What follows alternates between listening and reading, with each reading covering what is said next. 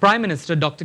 Rowley says it's time for Afro Trinbagonians to use Emancipation Day to focus and reflect and have serious conversation about where we are as a nation and why we are underperforming. The Prime Minister held an Emancipation Celebration at the Diplomatic Centre in St. Anne's on Saturday evening. Despite the inclement weather, guests were treated to singing, drumming and dancing performances.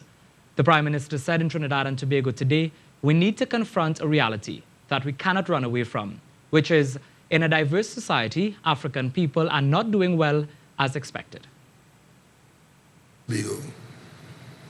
Some people are saying, is this a real place? Yes, it is a real place. And we have real problems.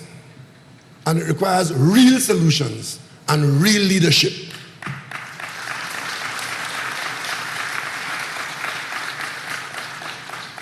And the time has come where this Emancipation Day ought not just to be a day for frivolity and wearing nice African clothes and walking in the street. Never forget the period of slavery which caused emancipation to be required. There must be deep reflection, commitment, and a requirement to build better communities and a better nation. Violence which is commonplace in Trinidad and Tobago today. Who is affected? Who is carrying it out? Who is defending it? Who is being ignored?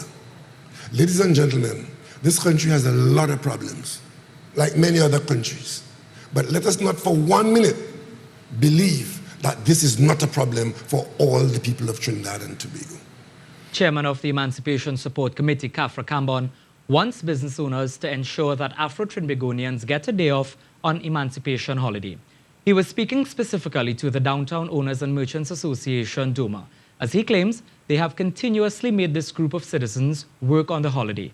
Mr. Trinbagonian said people of African descent should never have to work on Emancipation Day. Instead, they should be given the opportunity to observe the historical importance of the day.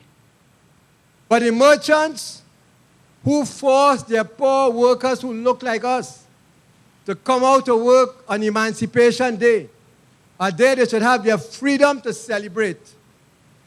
They open their stores, so we are celebrating freedom, and a lot of our own people cannot be part of that celebration because they have to go and work for these DOMA people.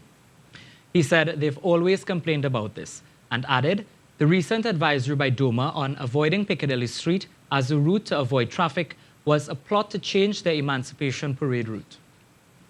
If we shift the parade from going all the way in the east there, where will it pass? Where their shops are located.